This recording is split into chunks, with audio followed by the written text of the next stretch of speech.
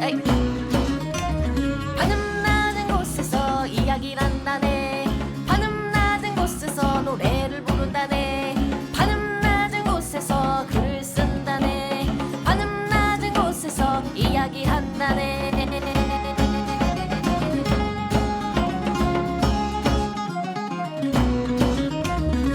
자, 천원돌파 에이플레즈 566화 어제 먹었어 66번째 편 시작해볼까요? 네. 저는 대중문화 칼럼니스트 강상준입니다. 전두입니다. 정과장입니다. 오늘은 시간이 너무 일러서 콜라를 못 마시게 됐어요. 그러니까 콜라는 늦은 밤에 먹어야지 들 맛이지. 그래서 못 마시고 그냥 시작했습니다. 요괴사설 현재 서점에서 판매 중이고 네.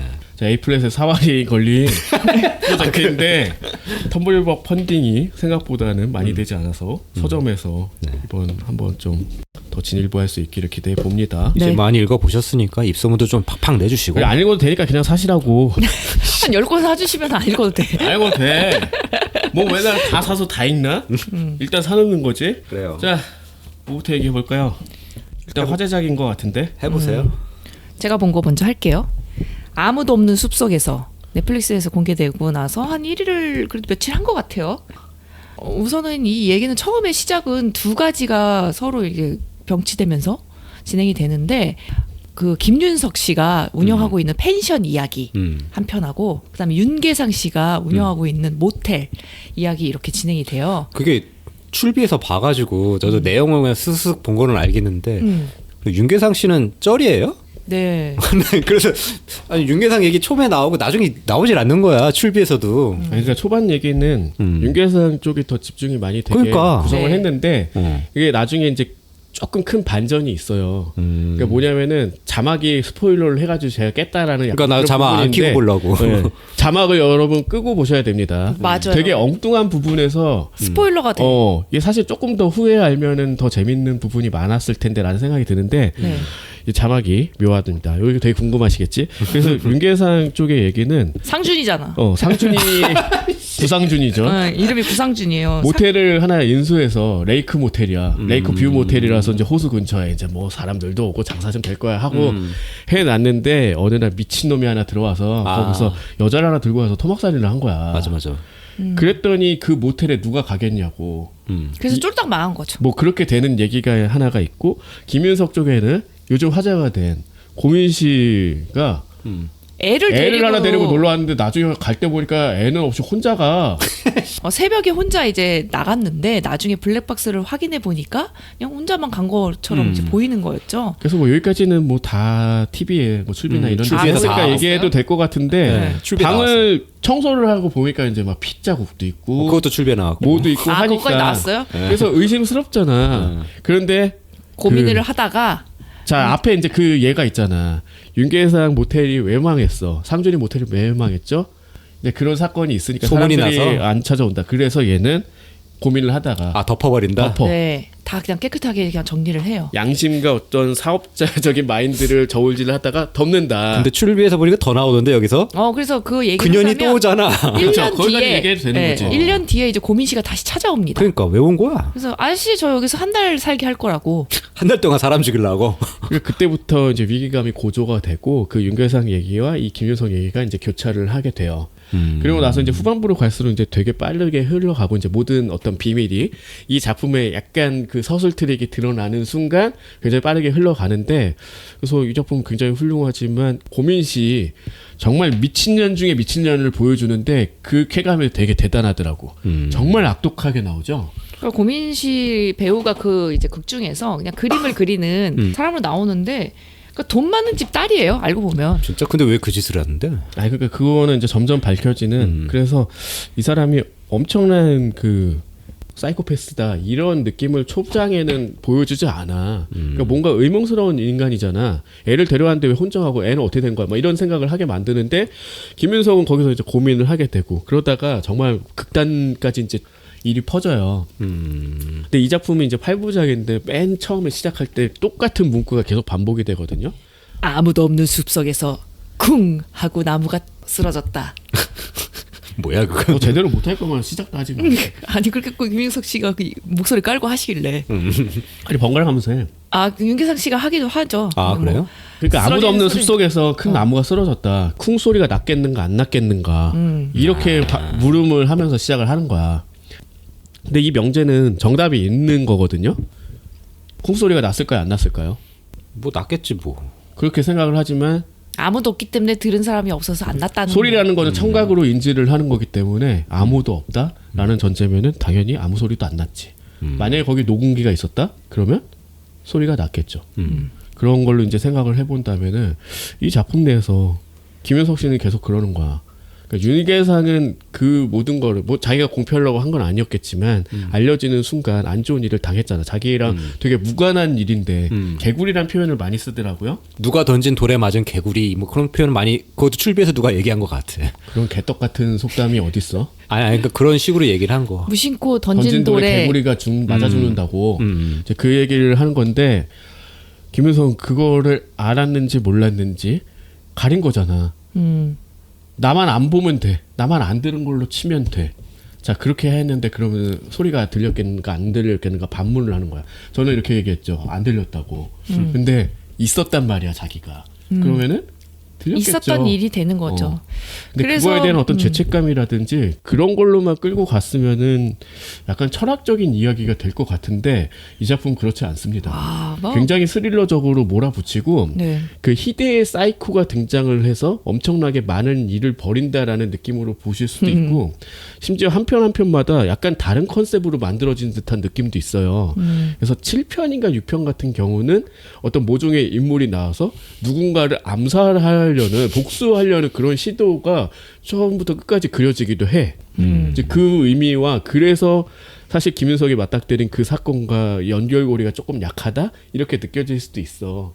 근데 그런 점들이 어쨌든 굉장한 서스펜스를 만들어내고 있고 캐릭터의 힘이라는 거 고민 씨가 보여주는 그 어떤 그 열정이 이런 게 엄청나더라고. 정말 너무 배우가 신나서 연기하는 게 느껴져요. 이 역할을 너무 그냥 잘 소화해내고 진짜 사이코가 된 듯한 느낌으로 자기의 어떻게 보면 연기 커리어를 확장할 수 있는 기회니까. 무조건 상 받을 것 같고 제가 이걸로. 제일 기억에 남는 대사는 이겁니다. 아저씨 아저씨 그건 뭐 광고에 하도 나와가지고 뭐씨 나 피칠 것도 광고에 나와. 이거 이정은 배우 나오는 것도 광고에 나와. 다 아니 나오더만. 근데 이거는 그 대사를 보고서는 이제 진짜 배우가 이거를 어떻게 연기하느냐에 따라 느낌이 되게 많이 달라질 수 있는 대사잖아요. 아무것도 아닌 대사잖아 사실은. 네. 근데 이제 근데 짜증이 섞이면서 들으면서도 짜증이 나던데. 근데 나는 소름이 좀 돋았거든. 그런 대사 하나하나를 너무 잘하고 그 다음에 나오는 장면도 그거야. 그래서 김윤석이 안 되겠다 하면서 총을 들고 가거든. 네. 근데 그 느낌이 그냥 보면은 뭐 저러게까지라고 생각하실 수 있는데 그 앞뒤 전후 사정을 생각하면은 이 사람이 그럴 수밖에 없는 걸로 막 치달아. 네. 그 펜션을 아예 끼고 자기가 차지하고 앉아가지고 나 여기 오니까 너무 좋아서 이거 나한테 파실래요? 이거든요. 팔지 그냥. 그랬으면 뭐 문제도 없었겠죠. 어쨌든 굉장히 좋은 작품이라는 생각이 들어서 뭐 우리도 한번 다뤄볼 수 있으면 좋겠다. 다룰까 말까 막 그런 이런 거. 정도의 생각이 들었습니다. 네, 그래서 저는 근데 초반에 한 1, 2화 정도는 조금 진행 속도가 좀 느리고 그래서 좀 답답한 면이 좀 있기도 하거든요. 좀 그래요. 네, 왜냐면 일부러 뭔가 이렇게 장면이 있으면 뭐 사진을 이 사람이 봤어, 발견을 했어 뭔가. 그러면 그 사진을 원래는 클로즈업해서 바로 보여주잖아요 관객들한테. 근데 그 꼭 다음에 한참 뒤에 보여줘. 그런 식으로 좀 답답함을 유발하는 게 좀 있는데. 그 지연 효과지. 일부러 네. 사용하는 거고. 그리고 근데 그 전반적으로 미장센에 너무 신경을 써가지고 예쁜 장면들이 많아요. 그 세탁소는 그냥 솔직히 세탁소로 남아있으면 더 힙하게 카페가 잘 되지 않았을까라는 생각이 들 정도의 그런 세탁소도 나오고. 그 세탁소 안에 카페를 해놓은 거야. 세탁물 돌리는 사이에 이제 커피를 마시라고. 요즘 그런 데가 있나 보죠? 네, 그런 뭐지? 것 같아요. 근데 세탁소의 그 세탁기 자체도 너무 예뻤고. 사실 그거 되게 좋은 것 같아서 이거 사업 아이템으로 괜찮은데 그거 어디 또 시골에 있어. 네. 사람들이 일부러 찾아가는 카페들도 있는 마당에 이제 그 동네 장사도 하는 거 아니요? 그렇죠. 아니 근데 진짜 쓰레기다. 가가지고 괜히 세탁기 돌려보고 싶을 것 같고 그런 느낌에 오히려 그 카페 컨셉이 더 잘 될 것 같은데 라는 생각도 들고 여러모로 뭐 재밌게 봤습니다. 네. 저는 책 하나를 들고 왔는데 모럴 컴뱃이라고 하는 책입니다. 이게 어디서 많이 본 제목이죠. 모탈 컴뱃에서 딱 따온 제목인데 뭐 내용이 뭐냐 그 제목 위에 바로 써 있어요. 게임의 폭력성을 둘러싼 잘못된 전쟁. 그 게임을 하면은 뭐 폭력적이 된다 뭐 이런 얘기를 흔히 하는데 그거에 대해서 두 명의 이제 심리학자가 쓴 거예요. 패트릭 앤 마키라는 사람이라고 뭐 크리스토퍼 제이 퍼거슨 뭐 유명한 심리학자인 것 같은데 두 분이 이제 공동으로 집필을 한 것 같아요. 그래서 목차를 보면은 뭐 첫 번째 판, 두 번째 판 이런 식으로 해가지고 약간 게임 보면은 한 판, 두 판 이런 식으로 얘기하듯이 그런 네. 식으로 짜놨고. 스테이지겠지. 그렇지. 여기서 원래는 스테이지였겠네. 그걸 판으로 이렇게 번역을 했겠네. 자, 그래서 뭐 폭력적인 게임을 하면 폭력적인 인간이 되는가 이렇게 질문을 하는 거면 간단히 말해서 저자의 대답은 이제 노인 거죠. 사실 이제 이거는 우리도 지금은 어느 정도 수긍하고 있는 명제가 아닌가 하는 생각은 들더라고요. 왜냐? 자, 그래서 저도 정 과장이 추천을 해서 읽어봤는데 이제 재밌는 주제. 그러니까 우리가 대충은 부정하고 싶은 건데 근거를 다 드는 거야. 그치. 그러니까 게임 폭력적인 게임을 하면 사람이 폭력적으로 변한다. 보통은 이렇게 생각하는 사람들이 많다라는 거죠. 아직까지도. 심지어 무슨 총기 난사 사건의 범인이 평소에 그런 폭력적인 뭐 FPS 게임을 즐겼다더라. 마치 이 현실 세계에서 시뮬레이션을 반복한 게 아닌가라는 의심을 하는 경우가 굉장히 많은데 그건 이제 조목조목 따지면서 반박하는 얘기예요. 그렇죠. 그래서 그동안에 있었던 그냥 너무나 편협하게 생각했던 이론들이 사실은 너무나 과장이 됐고 실험 자체가 처음부터 맞지 않았고 근거가 부족하고 뭐 이런 식으로 한 장 한 장 반박을 하는 내용들로 이루어져 있어요. 그렇죠. 그래서 이런 폭력적인 게임에 대한 그 논란 이런 거 자체는 그냥 일종의 대중적인 히스테리고 그거는 이 책에서 표현을 따르면 그냥 도덕적 공황 상태다. 그래서 저는 이게 앞에 나오긴 하지만 모럴 패닉이라고 나오더라고요. 그거를 이제 도덕적 그렇죠. 공황이라고 번역을 했는데 더 쉬운 단어가 있죠. 아노미. 그러니까 이미 완성되기 전에 너무 기술이 더 빨리 발전을 하다 보니까 사람이 못 따라감으로써 그 어떤 공백이 생기는 걸 얘기하는데 그걸 조금 더 과장해서 모럴 패닉이라는 말을 썼더라고. 그러니까 보통은 그래요. 새로운 매체가 생기면 사람들이 그거에 대해서 너무 과민하게 반응을 하는 거야. 우리 불과 몇십 년 전만 해도 TV를 바보 상자라고 했어요. 그렇지. 근데 지금 그 얘기가 먹히나요? 전혀 말도 안 되는 거야. 그리고 락음악은 사람을 미치게 만들고 애들이 뭐 악마 숭배를 하게 하고 만화를 불태우던 시절도 있었어요. 미스터리 소설을 보는 사람은 뭐 사이코패스고 뭐 이런 근데 거. 그런 것들이 시간이 지날수록 그렇지 않다라는 결론으로 당연히 나아가잖아. 게임도 그런 과도기에 있다라는 설명이고 어느 정도 합당한데 그걸 이제 조목조목 따지고 들어가는 것들이 저는 되게 재밌었거든요. 문체 자체가 굉장히 유머러스하게 좀 썼어. 일부러 장난스럽게 쓰는 부분들도 되게 많았어요. 그 중에 한 분이 소설가래.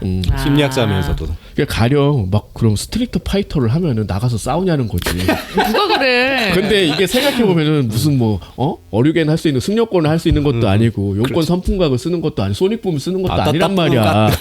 애기들은 뭐 장난삼아 그냥 아도겐 그런 건 했지 옛날에. 자, 장난. 그리고 마찬가지로 생각해 볼 수 있는 게 이제 FPS 게임을 하면은 원래 총기를 사용하는 방법을 이 사람이 막 나열을 했더라고. 한 열 몇 줄이 돼.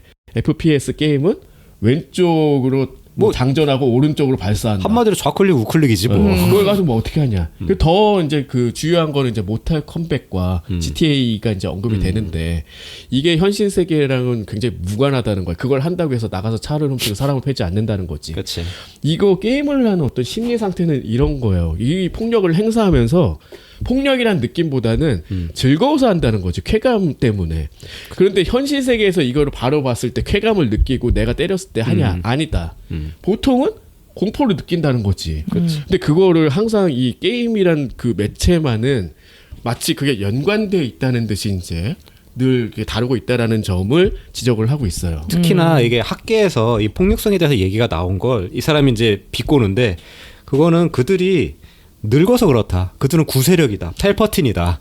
그래서 그들은 이 게임이라든지 신문물을 잘 모르는 와중에 그것들에 대해서 어떤 히스테리를 부리는 거다. 그리고 특히나 이런 폭력성을 지적하면서 학계에 펀딩을 얻기 위해서 이용하는 면도 있다. 그러니까 이게 정치적인 어떤 지형을 또 생각해야 되는 건데 일단 이런 게 나오면은 정치 쪽에서는 자, 이 연구를 이제 해달라. 근데 이미 방향이 정해져 있는 거야. 게임의 해악성을 증명하는 연구를 해달라고 이제 하고 그걸 이제 수주받아서 결국은 비슷한 결론을 내리는 거야.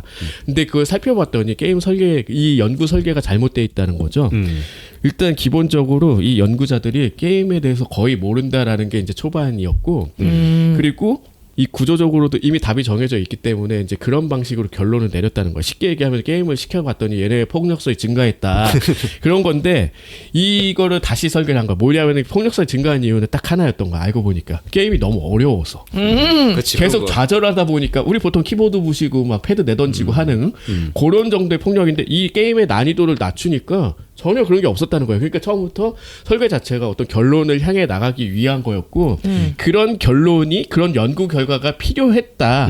그런 필요한 세력을 위한 어떤 그런 거밖에 안 됐다라는 거죠. 그쵸. 그리고 그게 과대평가된 거지.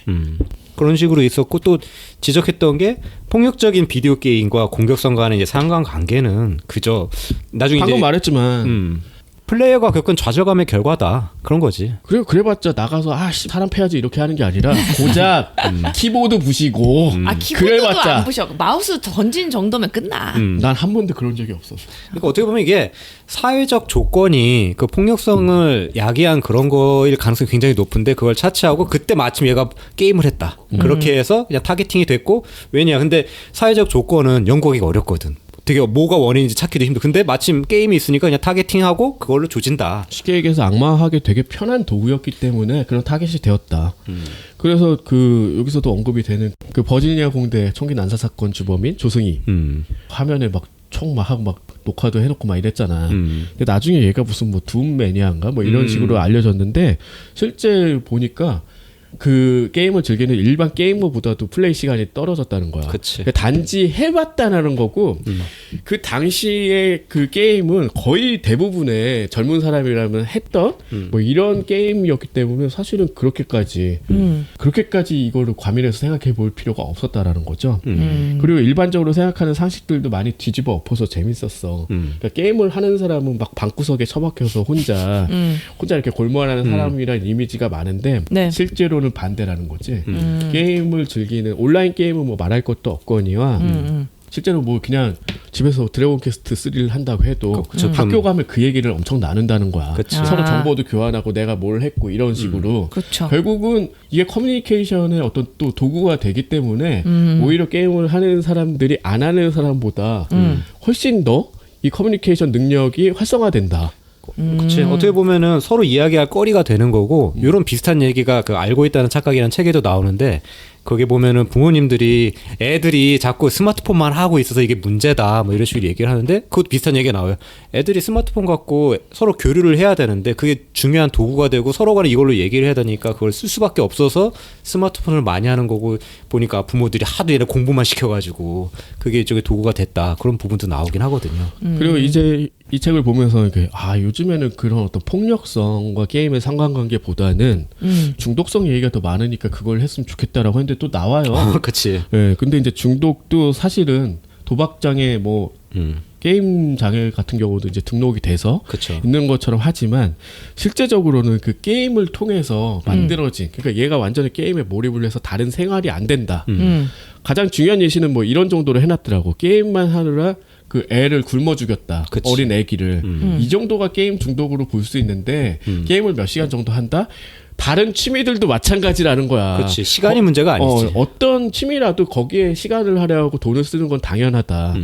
그리고 그 정도의 어떤 효과밖에 없다는 거예요. 그러니까 취미라는 건 대부분 마찬가지잖아. 스트레스를 완화하고 어떤 타인과의 교류도 있고 단지 그 정도인데 그 와중에 몇몇이 있는 거지 극소수가 이제 그런 것들을 게임 중독으로 이제 규정을 하고 그거는 어떻게든 뭐 치료를 해야 되는 과정일 뿐인데 현재는 뭐 대부분의 어떤 학생들이 마치 게임 중독이어서 일상생활이 불가능한 것처럼 이게 몰아가는데 그건 역시도 그냥 과대평가됐고 너무 뭐 그냥 일반화된 어떤 주장처럼 느껴진다는 거지. 그렇죠. 그래서 뭐 결국은 이 사회적 판단이 있는 그런 문제인데 그거를 너무 과도하게 게임 쪽 악마화해서 간다 그런 거를 굉장히 이제 강조를 하고 있고 아무튼 과도하게 이제 대표된 듯한 그런 사례들을 다 나열을 하고 그것을 이제 반박을 하는 것들 그리고 뭐 자기는 이제 되게 재밌는 비유라고 이제 생각을 해서 이제 게임이랑 뭐 연관을 해서 막 쓰는 부분도 많긴 했는데 뭐 그냥 내가 봤을 때는 뭐 그냥 역시 꼰대다 약간 그런 느낌도 있었어. 예. 나이가 이제 비슷한 또래일 것 같긴 해. 뭐 한 게임들을 보니까 이제 그런 이야기들도 이제 섞어가지고 결국 게임은 게임일 뿐이다를 아는데 이제 힘을 많이 싣는 그런 주장들. 그러니까 그 전에는 그런 주장들이 많지 않았고 결국 해악시하는 이 사람들이 얼마나 큰 심리학자라면은 백악관에서 이런 걸 회의할 때 나가서 이제 뭐 자문도 하고 이런 정도였대. 근데 얼마나 편견이 심하냐면은. 당시 오바마조차도 게임에 대해서 그런 방식으로 생각을 했다는 거야. 근데 더 재밌는 거는 조 바이든이 부통령이었잖아요, 당시.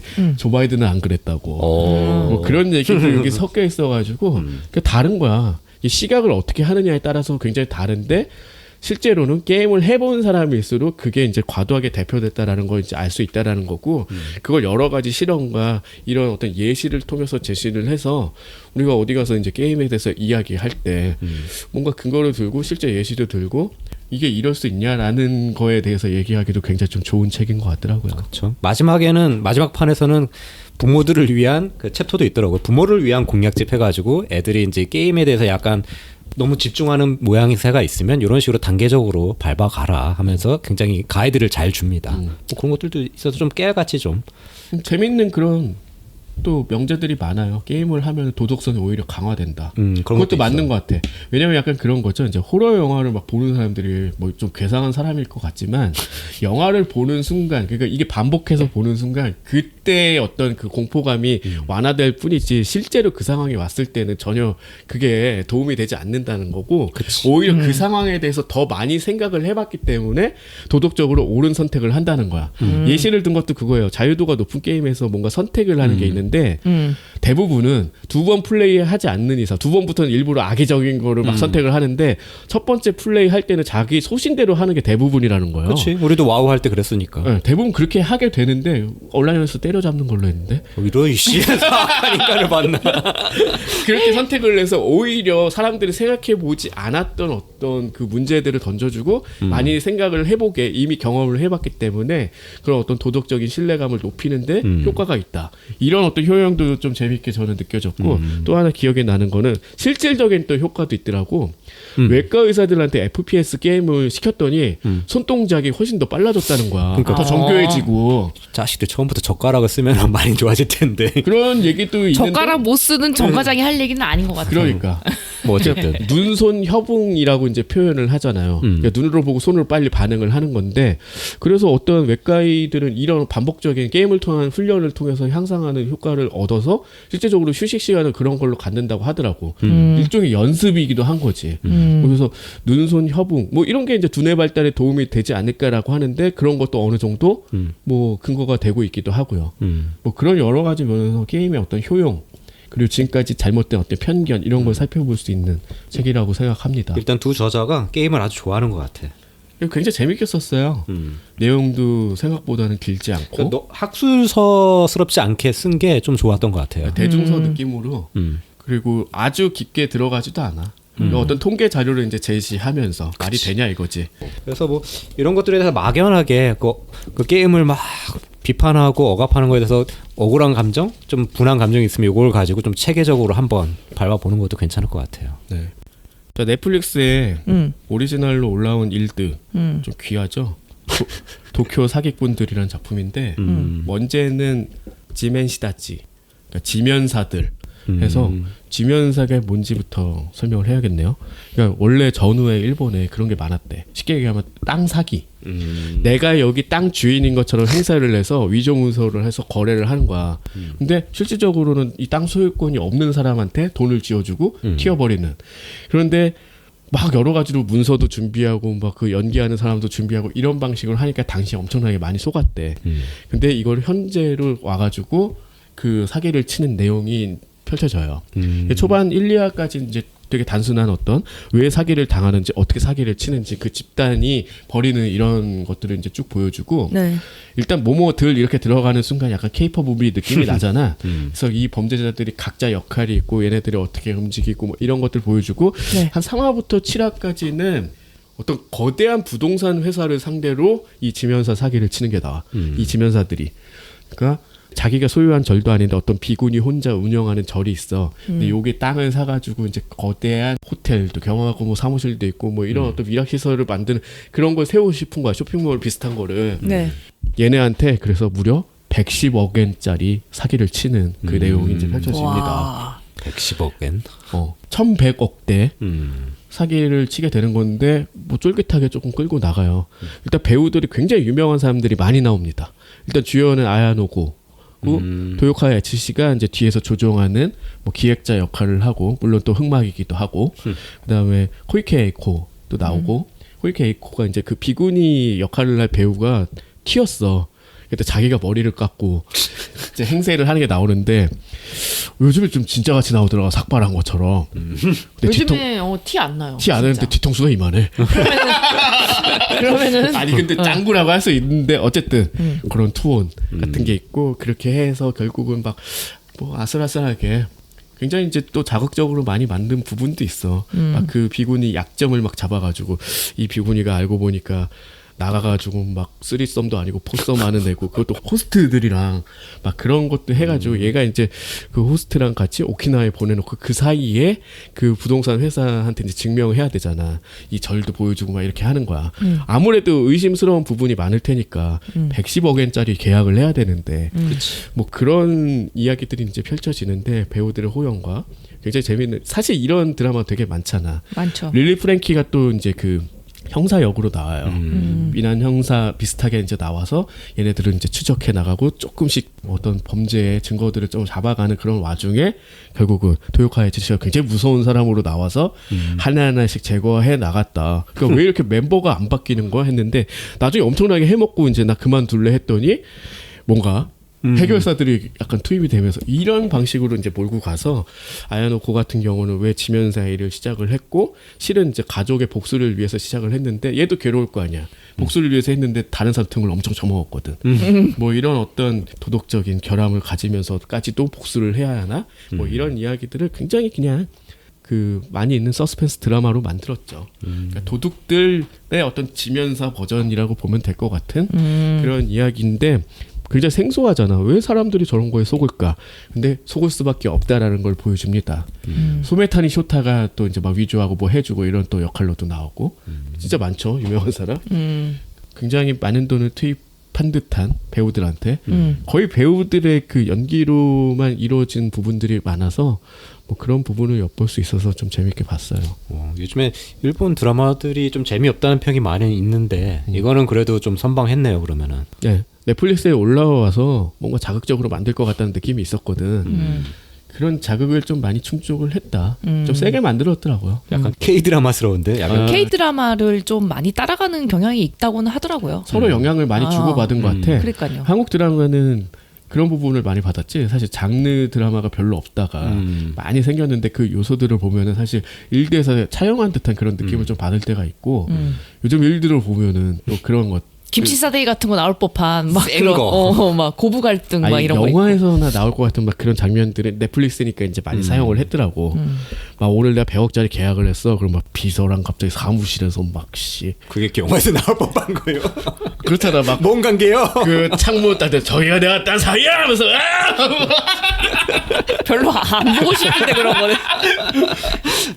갑자기 싸게 식는데. 재밌게 봤어. 재밌고 요즘 일들을 이제 1호 공부하는 셈 치고 많이 보는데 약간 잔잔하면서 장르적인 어떤 그런 형식의 드라마가 많잖아. 어쨌든 공중파에서 다 해야 되고 뭐 그런 드라마들이 많을 테니까요. 근데 네. 이 작품은 그러지 않았다. 엄청 자극을 추구한다. 그리고 정말 익숙한 얼굴들이 많이 나오고 다 연기를 검증받은 배우들만 나와가지고 서로 어울리니까 그 앙상블이 대단했다. 뭐 그렇게 보실 수 있는 드라마를 합니다. 네. 자, 그럼 저는 그 최애아이 시즌 2 소개하겠습니다. 완전 안 됐잖아요. 그러게. 안 한다고 막 못 한다고 했는데. 그러니까 어디까지 나온 거 보셨어? 봤다고, 어디까지 이 보셨어요? 그래서 이게 12화부터 20화까지 올라왔어요. 그 앞으로 한 몇 화 정도 있으면 끝날 것 같은데. 그때 하면 되지 뭐. 그때 하면 될 것 같고. 그러니까 대충 설명해요. 뭐라는 거야? 이게 올해 7월부터 방영을 했고 이제 총 13화 예정이라고 하더라고요. 근데 이제 자료를 찾다 보니까 일본에서는 그 최애아이 스포일러 했다고 그 상사가 부하 직원을 폭행한 사건도 있었다고 하더라고요. 밥 먹다가. 그래서 뭐 그렇게까지 이게 시즌 2 직전에 이런 사건이 벌어져가지고 요 최하위를 되게 뭐 스포일 신경 썼다는 얘기가 있는데 어쨌든 뭐 그렇게 뭐 만화로 이미 나온 건데 굳이 그렇게 그러니까 어디나 또라이들은 많다. 그러니까 요즘에 그 일드나 이런 걸 보면은 진짜 많이 나오는 단어가 파워하라, 세쿠하라 이거거든요. 파워 하라스먼트. 그러니까 우리 식으로 얘기를 하면 직장 상사의 갑질을 얘기하는 건데 그런 것들이 그 단어가 생기고 그 단어를 계속 언급하면서 막 얘기하는 것들이 이제 만연해 있다는 어떤 증거고 뭔가 해결해 가는 와중이라는 또 하나의 증거가 될 수 있는 것 같은데 네. 그래서인 것 같아. 진짜 별별 놈들이 많다. 그렇게 봐야지 뭐. 뭐 어떤 인기를 방증하는 걸 수도 있겠지만. 그렇지.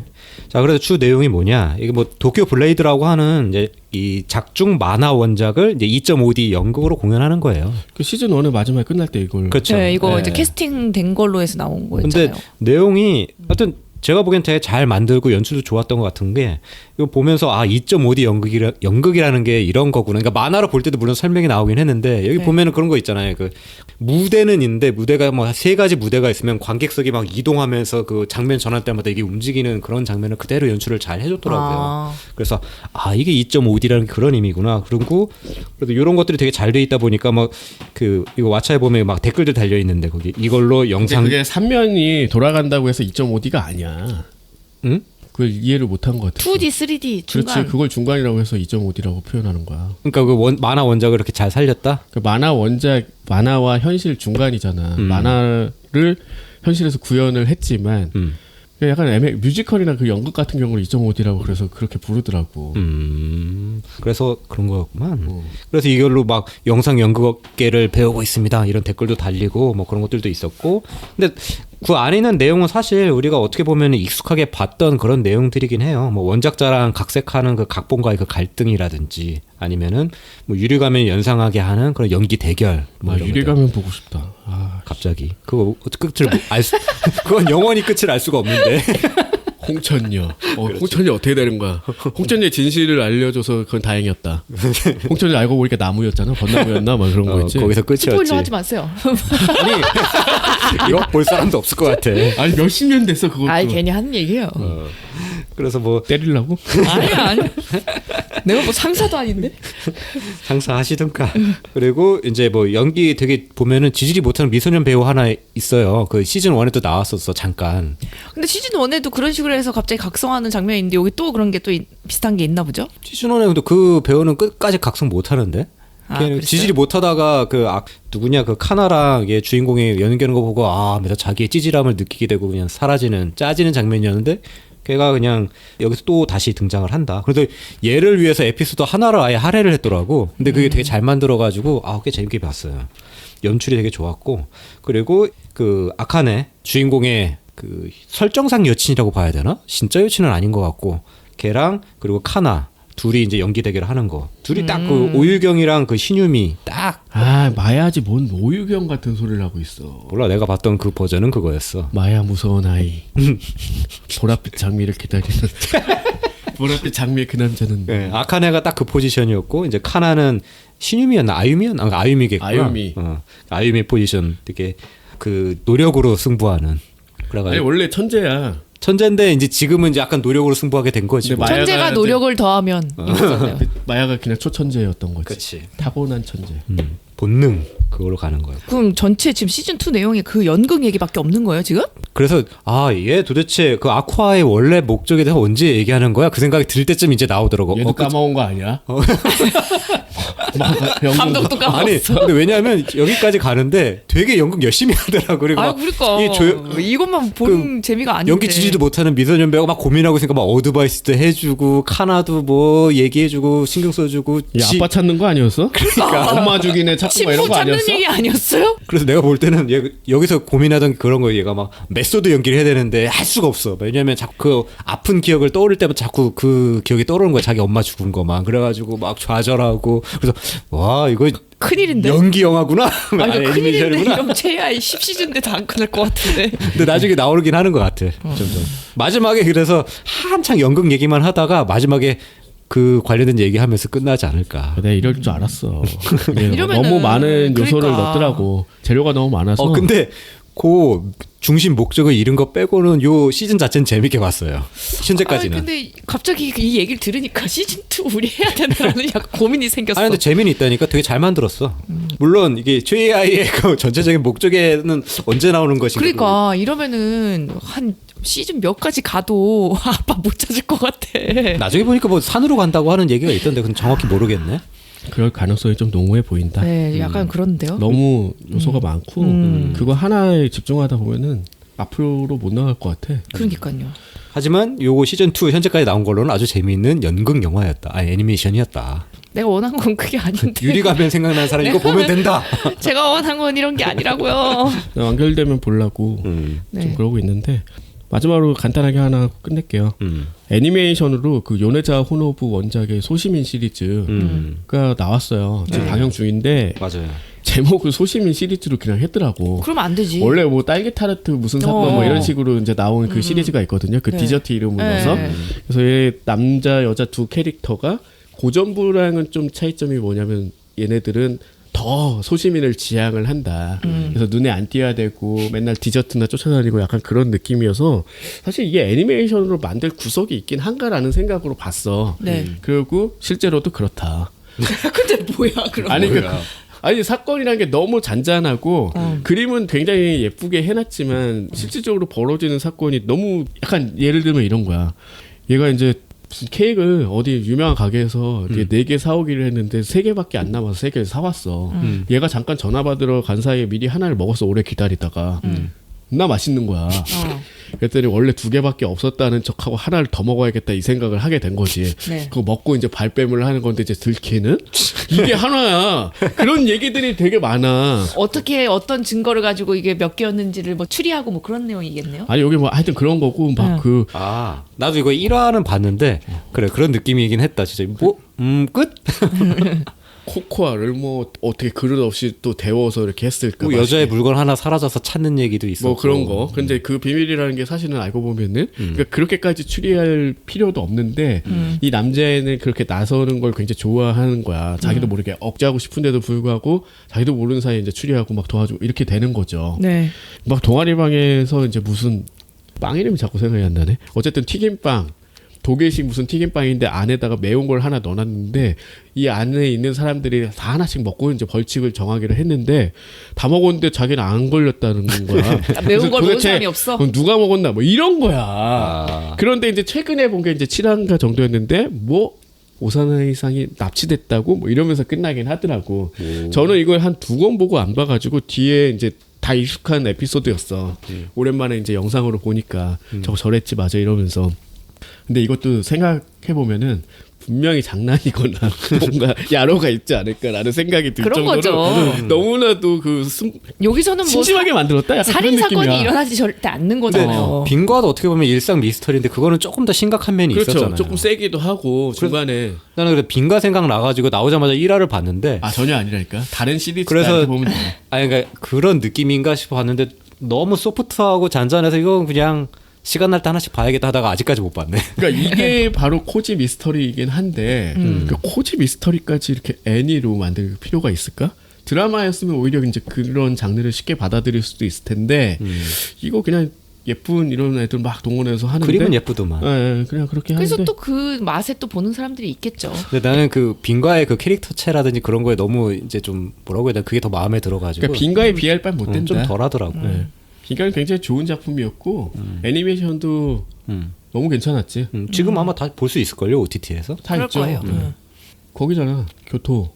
교회니. 쿄엔이 거기 때문에 그런 맛이 잘 살았고 사실은 쿄엔이 방어 사건이 없었으면은 계속 나왔을 빈과 텐데. 이 시즌도 볼 수 있었을 텐데 너무 그런 아쉬운 점이 있을 정도로 걸작인데 반해 사실 요네자 호노부가 너무 대작가님이 되셔가지고 별의별 걸 다 만드는 게 아닐까 싶은 그런 생각이 지금까지는 들었어요. 궁금하니까 한번 보기는 할 것 같아 이거 소시민 그러니까 시리즈는. 저도 궁금해서 매주 이제 월요일 날 올라와서 보는데 또 이런 심심한 얘기를 하는군 이 새끼.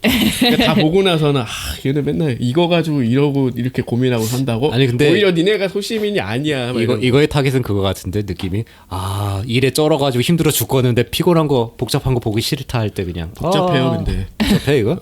별로 복잡하지 않던데 보니까 이 복잡함을 놔두지 않는다는 거지 결코. 그걸 풀어낸다. 귀엽고. 자, 아무튼 그런 애니메이션이었습니다. 네. 자, 오늘 이야기해본 거 정리해볼까요? 자, 넷플릭스 드라마 아무도 없는 숲속에서, 그리고 게임에 관련된 책이죠. 모럴 컴뱃, 네. 일드, 이것도 넷플릭스 오리지널 일드네요. 도쿄 사기꾼들, 네. 그다음에 애니메이션 최애의 아이 시즌 2와 소시민 시리즈. 네. 어제 얘기해봤습니다. 네. 아주 또 다양한 장르를 다 걸쳐봤네요. 네. 목이 쉴 정도였어? 아유. 뭐 했다고? 힘들어. 정 과장님은 좀 쉬었잖아요. 많이 좀. 자, 그러면 다음에 뭐 할지는 모르겠지만 네. 재밌는 거 할게요. 쿵소리가 나지 않을까 싶고. 뭐라는 거예요? 자, A보다 반음 낮은 곳에 숨어있는 대중문화의 모든 것 천원 돌파. 에이프렛!